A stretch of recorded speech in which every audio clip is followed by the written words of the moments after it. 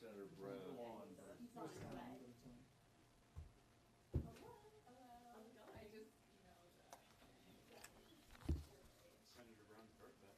I know. I know. He's 54 years old.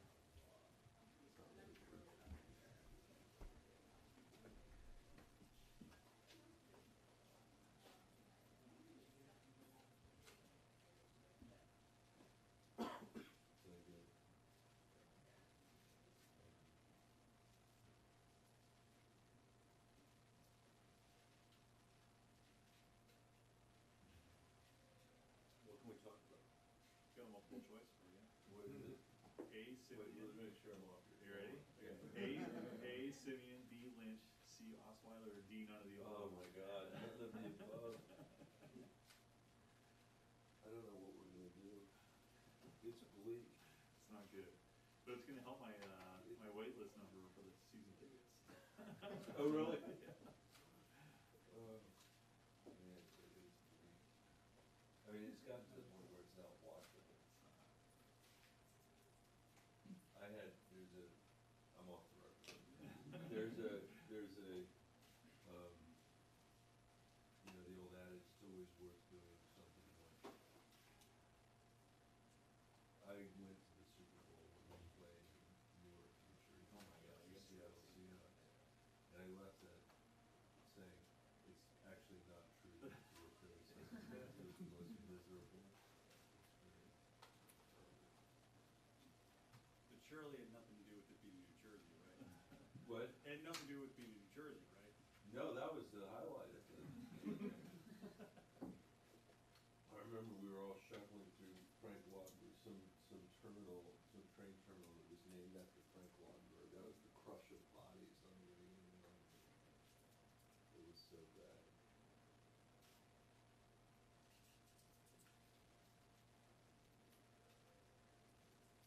I'd never done anything nice for my campaign manager, so I bought him a ticket to the game and he came with me. I bought my brother.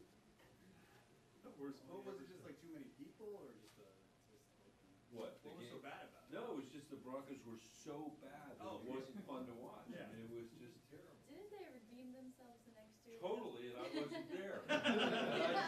You're completely right. And I sat at home and I watched that game and I thought, I'm really happy. The Broncos won. I'm at home with my family. It's all good. But I didn't need to be there. Whereas if I'd gone and they'd lost, I would blame myself. Make them win. Stay home. Stay home. Like some of our quarterbacks. There There is. Happy birthday, Hey, Senator thank you, Brown. thank you, thank you. We were talking about. 65, whoa, killing me. I told these guys you were 54. Thank you, that's very good. Great stuff. Yeah, I'm ready. You go first and we'll go for it. Okay. Thank you for being here. As we wait for Senate Republicans to unveil their tax plan, one thing is clear. The foundation of their approach falls well short of meaningful tax reform for working families in our country. Even if the Senate GOP plan includes a slightly increased child tax credit from what is included in the House proposal, it will not be enough to offset the other ways this plan would undercut low and middle class families. In Colorado, in Ohio, and across the country, paychecks for American families have grown too slowly for decades, while costs for health care, child care, housing, and higher education have risen year after year. The American people need a tax plan that will lift them up, not give them false hope with tax credits that are weak at best. That's why Senator Brown and I introduced the American Family Act last month. It triples the child tax credit for all children, with more of a boost for young children. It also will, for the first time, pay the credit out on a monthly basis. $300 every month for children under 6, $250 per month for kids from 6 to 18 years of age. That provides a measure of stability for the 45% of Americans who say they are unable to meet an unexpected $400 cost with their cash on hand. Our plan also makes the credit fully refundable, meaning all low-income families in America would receive the full amount of the credit. Every parent, whether from a small town or a big city, whether working full-time at the minimum wage or making a solid middle-class income, wants the same basic opportunity to provide their kids with an environment in which they can thrive. The research on this point is overwhelming. Kids do better in school, stay healthier, and have higher incomes as adults when their parents are better able to provide for them at a young age, and they're less likely to end up in our criminal justice system. When parents aren't able to make ends meet, that not only hurts their kids' future, but it hurts the entire economy. According to an analysis released by leading researchers at Columbia University, our child tax credit proposal would cut child poverty nearly in half and virtually end the most extreme form of child poverty in this country. This is not a complicated new federal program. It's a direct, effective way to supercharge a proven strategy for helping middle-class families do right by their kids while fighting child poverty. What's not effective is the partisan closed-door process Senate Republicans are having right now to draft their tax plan. We haven't been able to review their tax plan, but we do know that even if Republicans include the largest child tax credit increase they're considering, it would not be fully refundable, preventing it from helping working families and larger families. Think about this. In the current House bill, every single member of Congress with kids would receive the full $1,600 child tax credit proposed in their bill, regardless if they have 1 child, 5 children, or 10 children. Meanwhile, a waitress with 2 kids working full-time at the minimum wage would not receive the full credit. An Army private at starting pay would not receive the full credit. And if she has 3 kids or more, she would only receive half or less than half of what her senator could claim. A new report out this week from the Center on Budget and Policy Priorities shows that the child credit in the House legislation would completely exclude 10 million children whose parents work for low pay and partially deny the credit to another 13 million kids. About 1 in 3 children in working families would be partially or completely excluded from this child credit increase. In Colorado, about 350,000 kids, that's 31% of our kids, would be partially or entirely excluded from the Republican House bill's child tax credit. Failing to make this credit more refundable for ideological reasons is failing to help working families. Instead of tax relief almost entirely for the most fortunate that leaves behind working people and the middle class, let's help parents afford diapers and pay the water bill and make that car repair that helps them keep their job. That's where we should be investing as a country, in families, our kids, and our future. So I hope we'll put the brakes on this partisan process and work together to make it happen. I'm pleased to introduce Senator Brown from Ohio. Thank you, Michael. Thanks, Senator Bennet. Thank you. This is all pretty simple, as Michael lays out. We know investing in children is the best way to build a better society. We know what that means to make children healthier. We know that children learn better when they have a little bit more money in their lives in terms of food, in terms of better housing, in terms of the kinds of things they need. Our number one priority for this tax bill has to be putting money in the pockets of working people in Colorado and in Ohio. That's what the president says he wants. That's what we want. 3 times I've brought up to the president I've brought up to the president the importance of the Working Families Tax Relief Act. That legislation and the Bennett-Brown legislation, both of those bills will be a significant step forward in real tax relief and a real middle-class working families tax legislation. The House bill failed to meet the president's promise to deliver a middle-class tax cut. It does nothing to expand the child tax credit in a way that actually puts more money in the pockets of working parents, more money in the woman that works at the diner in Boulder or in Columbus, more money in the family that's making $8 or $10 or $12 an hour. We have a chance to change that in the Senate. I call on our Republican colleagues to do the right thing for the people we serve. The door is wide open to work with them. We have asked repeatedly. As I said, I 3 times asked the president. I told the president about our Working Families Relief Act. It has 46 sponsors in the United States Senate. The president, I actually handed him a copy of the bill and handed one to send to Gary Cohn. The president said he liked the idea all 3 times I brought it up. I'm not sure that Senate Republicans, that Senator McConnell is listening to the president when he says he likes the bill and he wants to put money in the pocket of middle-class families. Senator Bennet and I, as he said, have put forward 2 proposals, the American Family Act, That's the legislation he spent most of his time talking about. In the Working Families Tax Relief Act, that's the one with 46 co-sponsors. The latter combines the child tax credit and the earned income tax credit to deliver real tax cuts to working people. Our Republican colleagues, including Senators Rubio and Lee, have also put forward thoughtful proposals to boost the child tax credit. We need to go further. I applaud their efforts. I know Michael does too. Applaud the efforts of Senators Lee and Rubio.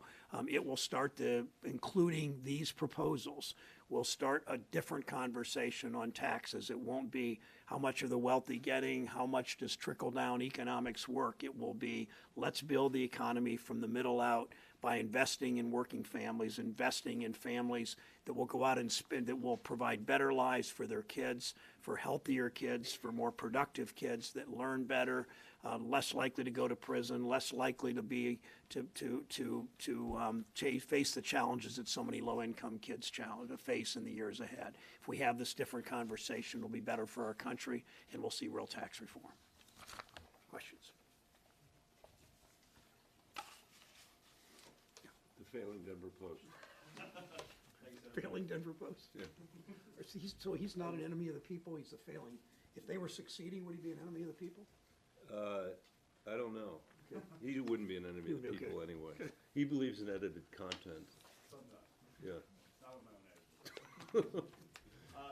If you could, Senator, explain the process and the mechanics of why you believe your tax proposal here provides more benefit to lower income families than the proposal right now in the House from the Republican side. Okay, like walk me through, if you could, Sure. the mechanics here. Sure. One is it's much larger. It's $3,600. Second is it is paid out on a monthly basis. I'm sorry.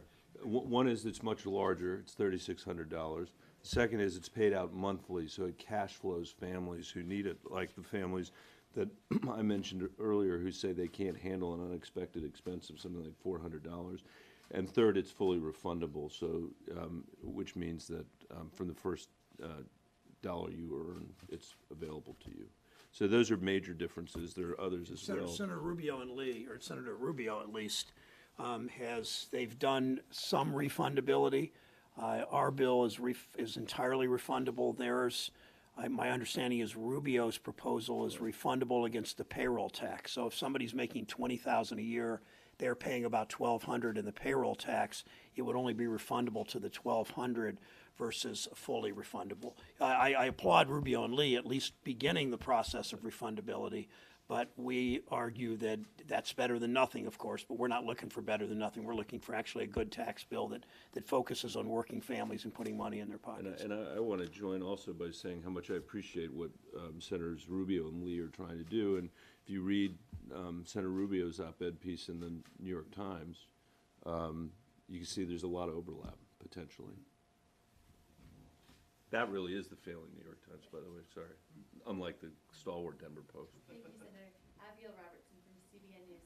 I heard you say that your Working Families Tax Relief has 41 co-sponsors. Are any of them Republicans? 2 independents and 44 Democrats. That's 2 independents, 44 Democrats. But again, the president, I handed him the bill. He said I liked it. I asked him. I've had 2 discussions with the president about this bill. The first was when he invited all the Republicans on the Finance Committee, and then Senator Wyden is the ranking member, and the 5 Democrats in the states, Michigan, Ohio, Florida, Missouri, and Pennsylvania, and the states that he carried who were in the ballot in 18. I brought it up to him then. He said he liked it. I handed him the bill then, and he said he liked it again. And then yesterday, 2 days ago, when we were in the discussion that Michael was part of, when the president called in on the phone, he said he liked those ideas again. And just one more question.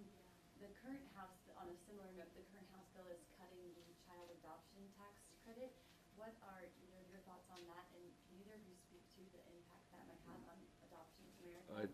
I think there's going to be a strong desire on the Senate side to include it in the bill by both Republicans and Democrats. I agree with that.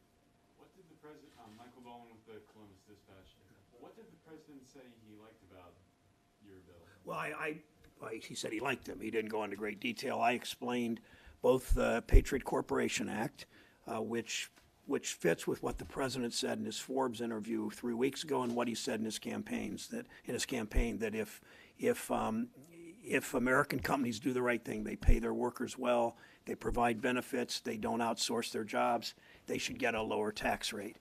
So I talked about the Patriot Corporation Act, and I explained the Workers' Family Relief Act as it puts money in the pockets of people making $25,000, $30,000, $40,000, $50,000, up to $75,000 a year. The president said, that's exactly what I'm looking for. That's what he had, in now my words, that's what he said he's looking for through the last year or so, well, the year and a half through his campaign and all.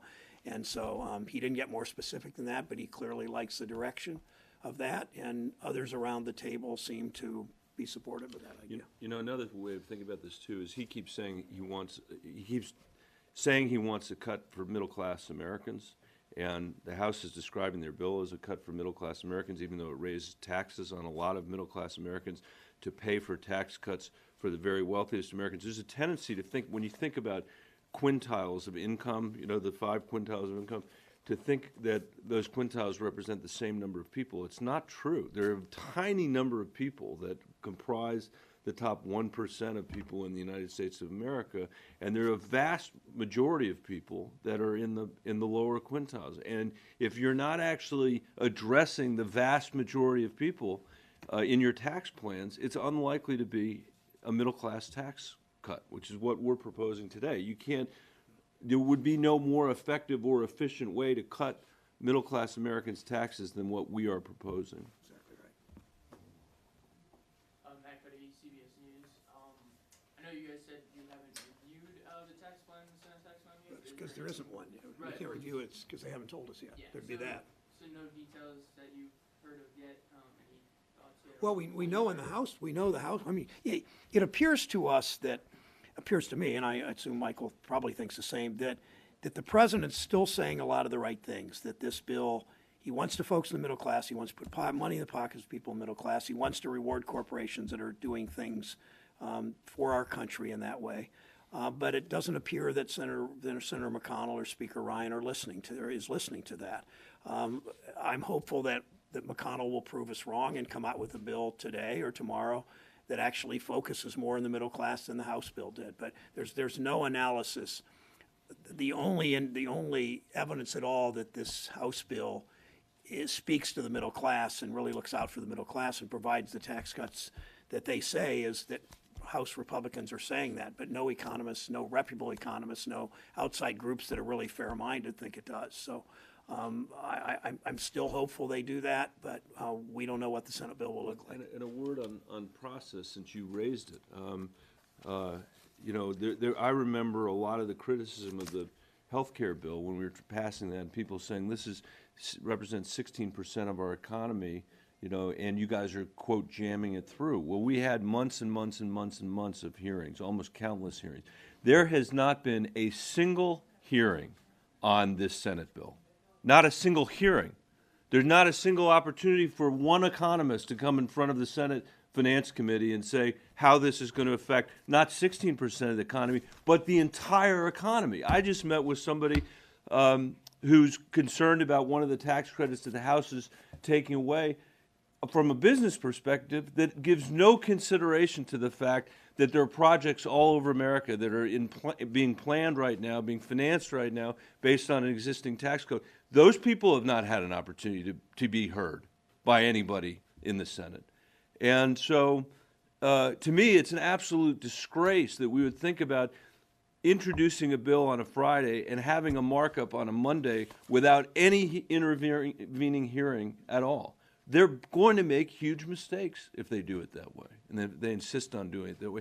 I mean, I heard a rumor today that we may not even see the bill today, after they promised earlier this week that it was coming out today. And what we also hear over and over is there will be sort of ideas and categories, but not legislative language. So they put that out on Thursday or Friday. We start doing the markup Monday, and then maybe we actually get legislative text. I mean, nobody's ever done it that way here, and I know this is a different era and a different time, but when the country, 100% of the country is affected by this, 100% of the economy is affected by this, and that you can't go back to your newsrooms and explain to your viewers, to your readers, to your listeners anything about what this bill says that the Senate will be voting on next week, presumably, is pretty outrageous. And then just going off that, is there anything to make of the Senate kind of going about the rollout a lot more subdued, a lot more quiet compared to the House? You know, it seems like there's a lot less known about what's going to be in this plan compared to the House leading up to its rollout. Well, the same as Michael just said, I mean, the House hasn't exactly gone through a process where they've given people a real chance either, and the Senate is quieter and more subdued than that and more secretive than that. I mean, you look at how they did the Affordable Care Act repeal. A bunch of drug company lobbyists and Wall Street lobbyists met in Senator McConnell's office. Even Republican senators didn't really know what was going on, with a select few exceptions, and then they spring a bill out and expect us to vote on it. This is every bit as bad or worse, because this affects everybody in the country. With the taxes they're going to pay, it affects business investment decisions. How can businesses that want to look to the future for investments do anything when this is so unpredictable and they have no idea what to look for? We have time for one more question. Senator Brown, what do employees have to offer in their plans to employees to qualify for the lower tax rate? What do they, say that again? Or your bill is promoting a lower tax rate? Oh, so the schedule for the earned income tax credit is, what's it? Patriot Employer. What'd you say? Your Patriot Employer. Oh, the Patriot Employer, you've been Patriot Employer Act. There will, the details are not yet certain, but that companies are paying $15 an hour wages, that companies are keeping their production in the United States, that companies are paying generally what's considered normal, decent health care benefits, and some into retirement benefits, either a 401k or a defined pension benefit, and then they will get a break on their taxes. Thanks. Thanks, everybody.